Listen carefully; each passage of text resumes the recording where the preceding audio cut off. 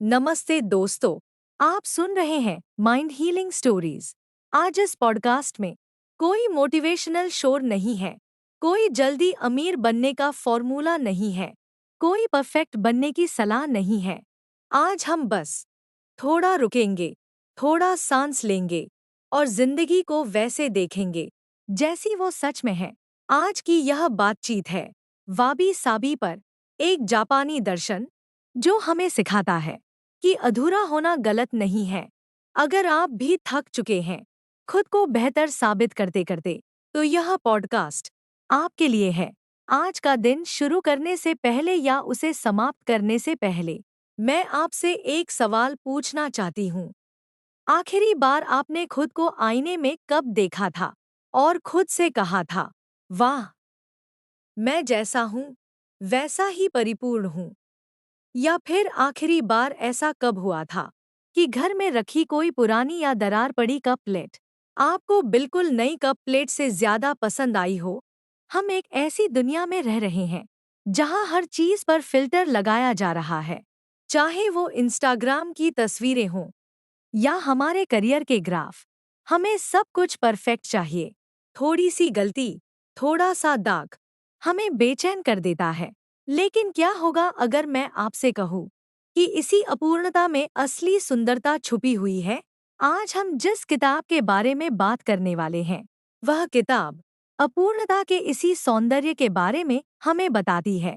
इस किताब का नाम है wabi sabi the wisdom in imperfection और इसके लेखक हैं नोबुओ सुजुकी। खास बात यह है कि जिन्होंने दुनिया को इकिगाई से परिचित कराया, विक्टर गार्सिया ने इस किताब की भूमिका प्रस्तावना लिखी है। आने वाले कुछ मिनटों में हम जापान के इस प्राचीन दर्शन वाबी साबी को गहराई से समझने वाले हैं। यह किताब केवल डिजाइन या कला के बारे में नहीं है, बल्कि यह हमारे जीवन को देखने का नजरिया बदल देती है और हमारे जीवन को एक नया आकार देती है। वाबी साबी क्या है? वाबी साबी कोई शब्द नहीं, एक एहसास है।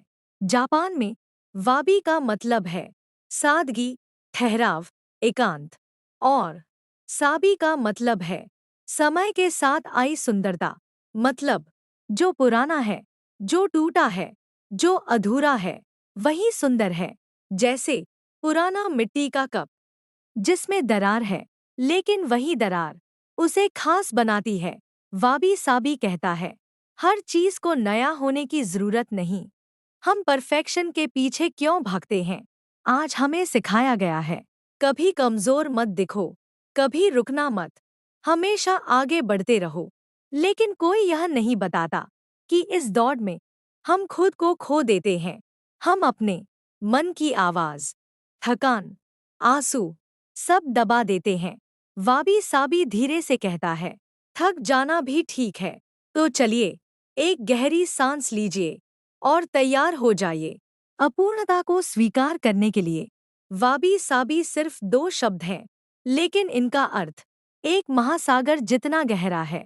लेखक कहते हैं, वाबी साबी को शब्दों में परिभाषित करना ऐसा है जैसे हाथों में बारिश पकड़ने की कोशिश करना। फिर भी आइए थोड़ा और गहराई में उतरते हैं। वाबी का अर्थ है सादगी, सरलता, प्रकृति के सानिध्य में रहकर कम जरूरतों में संतोष ढूंढना। और साबी का अर्थ है समय का प्रभाव। जब कोई वस्तु पुरानी होती है, उस पर जंग लगती है, लकड़ी पर फफूंद चढ़ती है या पत्थर पर काई जमती है, उस पुरानेपन में जो सौंदर्य होता है उसी को साबी कहा जाता है। इसका मतलब यह हुआ कि प्रकृति का एक नियम है, जो जन्म लेता है वह एक दिन समाप्त भी होगा। कुछ भी स्थायी नहीं है, कुछ भी पूर्ण नहीं है, और कुछ भी पूरी तरह परफेक्ट नहीं है। अपूर्णता को स्वीकार करना। अगर आपकी जिंदगी में कुछ टूटा है, तो शायद वही आपको इंसान बनाता है। अधूरी पढ़ाई, असफल रिश्ता, टूटे सपने। वाबी साबी कहता है, इन्हें छुपाओ मत, इन्हें अपनाओ। जब आप अपनी कमियों से लड़ते हैं, आप थकते हैं।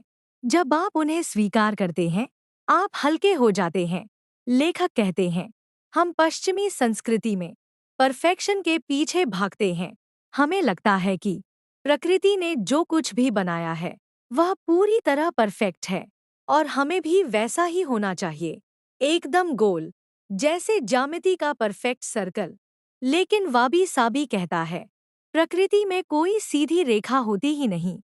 पेड़ की शाखाएं टेढ़ी मेढ़ी होती हैं, पहाड़ों के किनारे ऊबड़ खाबड़ होते हैं, फिर भी वे बेहद सुंदर होते हैं। सादगी में सुकून, एक शांत सुबह, एक कप चाय, खिड़की से आती हवा। क्या आपने कभी महसूस किया है कि यही पल सबसे सुकून देते हैं? वाबी साबी कहता है, खुशी बड़ी चीजों में नहीं, छोटी चीजों में छुपी होती है। दोस्तों, यह किताब हमें सिखाती है कि आपके जीवन की कमियां, आपके चेहरे की झुर्रियां या आपका स्वभाव, ये छुपाने की चीजें नहीं हैं। ये आपके अस्तित्व की पहचान है। क्या आपने कभी किंसुगी के बारे में सुना है? यह किताब का एक बहुत ही सुंदर और रोचक हिस्सा है। जापान में जब कोई कीमती बर्तन टूट जाता है तो उसे फेंक दिया नहीं जाता, बल्कि उस टूटे हुए बर्तन के टुकड़ों को सोने या चांदी के मिश्रण से फिर से जोड़ा जाता है और परिणाम यह होता है कि वह कटोरी पहले से भी ज्यादा सुंदर लगने लगती है। सोने की वे रेखाएं उस कटोरी की कहानी कहती हैं कि हाँ, यह टूटी थी, लेकिन फिर से संभली है और अब पहले से भी ज्यादा मूल्यवान है। सुजुकी हमसे पूछते हैं, हम अपने साथ ऐसा क्यों नहीं करते? जब हमें असफलता मिलती है, दिल टूटता है या शरीर को चोट लगती है, तो हम उसे छुपाने लगते हैं। हम मुस्कान का एक नकाब पहन लेते हैं ताकि किसी को पता न चले कि हम टूटे हुए हैं। लेकिन वाबी साबी कहता है, अपनी चोटों पर सोने का पानी चढ़ाओ। आपकी संघर्ष की कहानी आपकी पर्सनैलिटी का हिस्सा है। विक्टर गार्सिया भूमिका में कहते हैं, जापान में अपूर्णता को कमी नहीं माना जाता, बल्कि उसे प्रकृति का नियम माना जाता है। सोचिए, मशीन से बना प्लास्टिक का कप और कुम्हार के हाथों से बना मिट्टी का कप। प्लास्टिक का कप चिकना होता है, लेकिन मिट्टी के कप पर कुम्हार की उंगलियों के निशान होते हैं।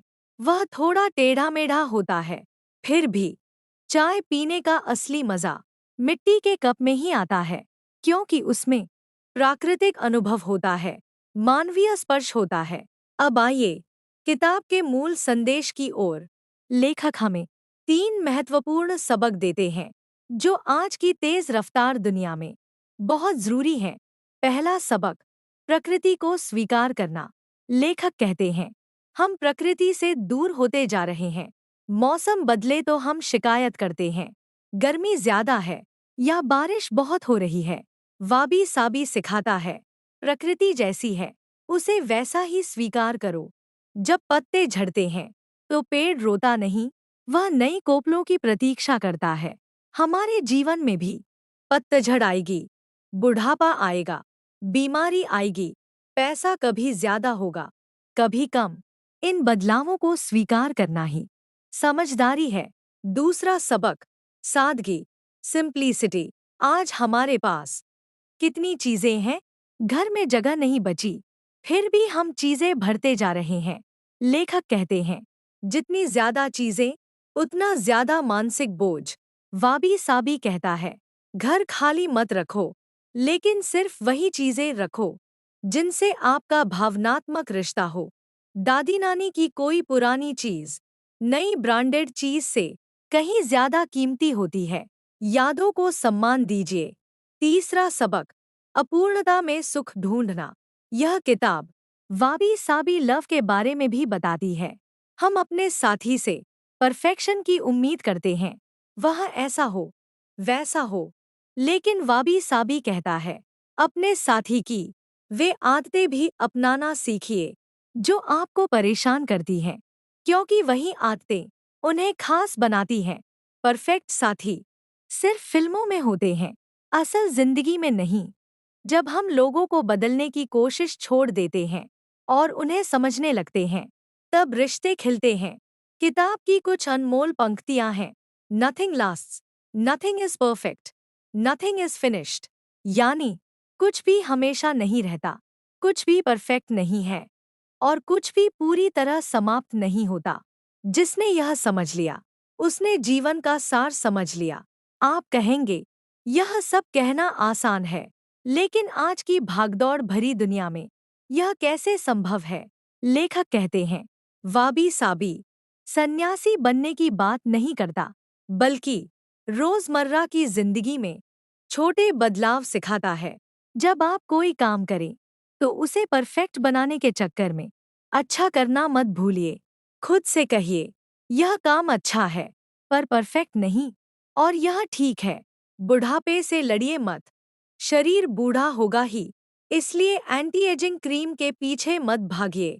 आपके चेहरे की झुर्रियां इस बात का सबूत है कि आपने कितनी बार हंसा, कितनी बार रोया। वे आपके संघर्ष की पहचान है। उन्हें मिटाना क्यों? बुढ़ापा कोई त्रासदी नहीं, बल्कि एक उपलब्धि है। अस्थिरता और समय, कुछ भी हमेशा नहीं रहता। खुशियाँ, दुख, लोग, हालात, और यही जीवन है। फूल मुरझाता है, लेकिन उसकी सुंदरता कम नहीं होती। आप बदलते हैं, और यह भी ठीक है। शांति के पल खोजिए। दिन में सिर्फ 10 मिनट ऐसे निकालिए जब आप कुछ भी न करें। फोन नहीं, इंटरनेट नहीं, टीवी नहीं, बस खिड़की से बाहर देखें और चाय की चुस्की लें।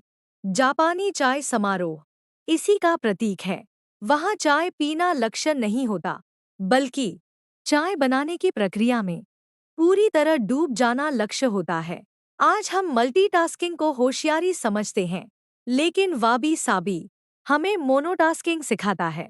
एक समय में एक ही काम करें, लेकिन पूरे मन से। खुद से दोस्ती, अपने आप से कहिए, मैं परफेक्ट नहीं हूँ, लेकिन मैं पर्याप्त हूँ।